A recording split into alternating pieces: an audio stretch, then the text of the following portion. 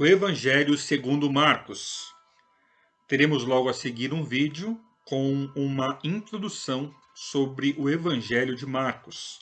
Apresentaremos informações sobre o seu título, sobre a sua autoria e também falaremos sobre o tema apresentado neste Evangelho.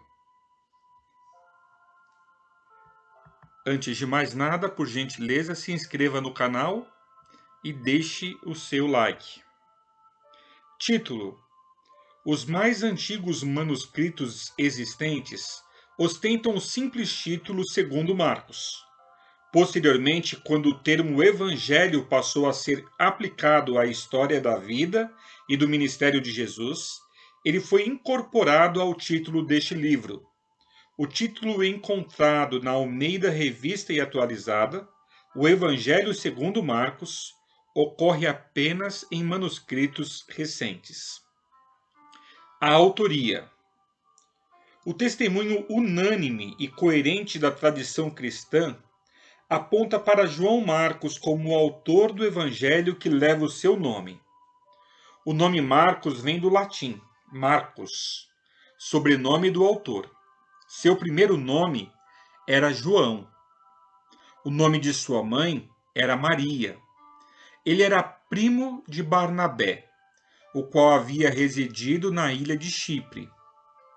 O lar de Marcos, em Jerusalém, parece ter sido a casa em que estava o cenáculo, onde, pelo menos temporariamente, alguns dos apóstolos moraram após a ressurreição e a ascensão, e onde os membros da igreja primitiva em Jerusalém se reuniam.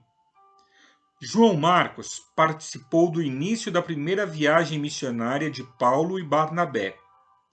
Numa viagem posterior, Marcos acompanhou Barnabé à ilha de Chipre. Parece que ele trabalhou mais tarde sob a direção de Pedro e Paulo. O fato de que o Evangelho contém o nome de um homem tão desconhecido como Marcos é uma evidência indireta de sua autenticidade e de sua autoria. Se o livro fosse uma falsificação, o nome de uma pessoa mais conhecida e que havia estado pessoalmente associada com Jesus, como o apóstolo Pedro, teria sido sem dúvida incorporado a ele. Não há razão plausível para se duvidar da autenticidade do livro, ou de que Marcos tenha sido seu autor. Papias, bispo da cidade de Herápolis, a mais ou menos 30 quilômetros de Colossos e 16 quilômetros de Laodiceia, na Ásia Menor, é o primeiro escritor conhecido que fala de Marcos como autor deste evangelho.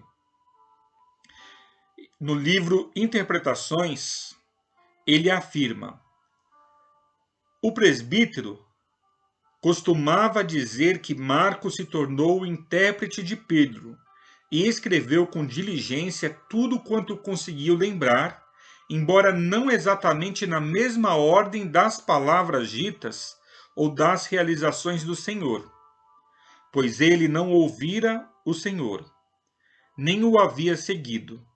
Mas depois, como já disse, seguiu a Pedro, o qual costumava ensinar conforme a necessidade o exigia, mas sem organizar, por assim dizer, as palavras do Senhor, de modo que Marcos não fez nada errado ao descrever alguns pontos à medida que se lembrava deles.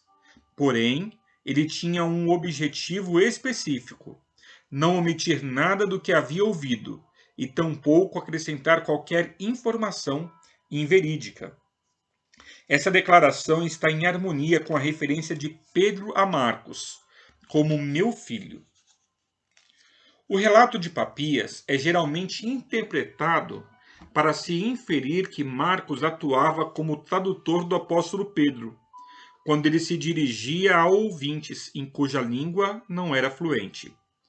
Possivelmente isso ocorria ao viajar para terras onde o aramaico, língua nativa de Pedro, não era falado. Provavelmente Marcos traduziu o relato de Pedro sobre o Evangelho tantas vezes, que se tornou familiarizado com ele, e assim foi preparado para escrever a narrativa do Evangelho sob a inspiração do Espírito Santo. A maioria dos eruditos concorda que o registro de Marcos é o mais antigo dos 4 evangelhos. Os pais da igreja não têm um consenso quanto a ter Marcos escrito antes ou depois da morte de Pedro, que aconteceu por volta do ano 64 a 66 d.C. Irineu de Lyon declarou que o Evangelho de Marcos foi escrito depois que Pedro morreu. Clemente de Alexandria, por outro lado, situa a narrativa de Marcos durante o período da vida de Pedro. Este último ponto de vista parece mais de acordo com as informações disponíveis, mas seja qual for o caso, a redação deste evangelho deve se situar entre os anos 55 e 70 d.C. Muitas declarações do Evangelho de Marcos tornam evidente que ele foi escrito para leitores não judeus.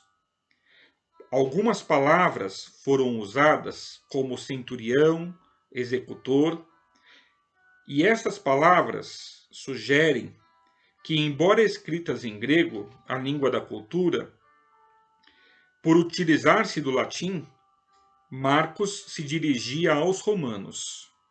Marcos poderia ter usado as palavras gregas comuns para esses oficiais, em vez do latim, mas ele parece ter escolhido repetidas vezes palavras latinas transliteradas em grego, provavelmente porque elas seriam mais familiares aos seus leitores.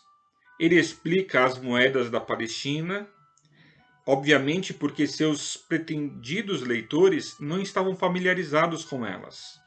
De modo semelhante, ele explica a Páscoa judaica, explica os hábitos dos fariseus e traduz várias palavras, expressões aramaicas. Nada disso seria necessário para leitores palestinos. Ao mesmo tempo, o escritor era obviamente um judeu, que conhecia o aramaico e estava familiarizado com o Antigo Testamento, o qual ele cita, entretanto, da Septuaginta. Tema: Marcos é o menor dos evangelhos, mas em alguns aspectos é o mais ágil e vigoroso de todos. Embora contenha apenas 2/3 da extensão de Mateus, ele registra a maioria dos incidentes relatados neste último. Seu estilo é conciso, enérgico, incisivo, vívido, pitoresco e, com frequência, oferece detalhes significativos que os outros evangelistas não mencionam. Marcos dá ênfase a Jesus como um homem de ação, enquanto Mateus o apresenta como mestre. Portanto, Marcos registra quase todos os milagres relatados pelos outros 2 autores sinóticos. Uma palavra característica de Marcos é imediatamente ou logo, que ele usa com mais frequência do que todos os outros evangelistas juntos. Marcos relata a vida de Cristo basicamente em ordem cronológica, não por tópicos como Mateus o faz. A sua ênfase nos milagres assinala claramente seu propósito de destacar o supremo poder de Deus evidenciado pelos sinais e maravilhas operados por Jesus. Este é o objetivo primário de Marcos, assim como o de Mateus é assinalar que Jesus cumpriu as predições dos profetas do Antigo Testamento. Mateus prova que Jesus é o Messias, baseado no fato de que ele é aquele de quem os profetas deram testemunho. Marcos prova que Jesus é o Messias, pelo testemunho que dá do seu poder divino, o qual presumivelmente seria mais convincente aos leitores a quem se dirigia, cristãos de origem gentílica, talvez romana. Espero que vocês tenham gostado dessa introdução ao Evangelho de Marcos. Teremos nos próximos dias outros vídeos que apresentarão comentários de cada um dos capítulos do Evangelho de Marcos. Pedimos a vocês a gentileza de deixarem o seu joinha e de compartilharem este vídeo que possui tanta informação para aqueles que o assistem. Muito obrigado.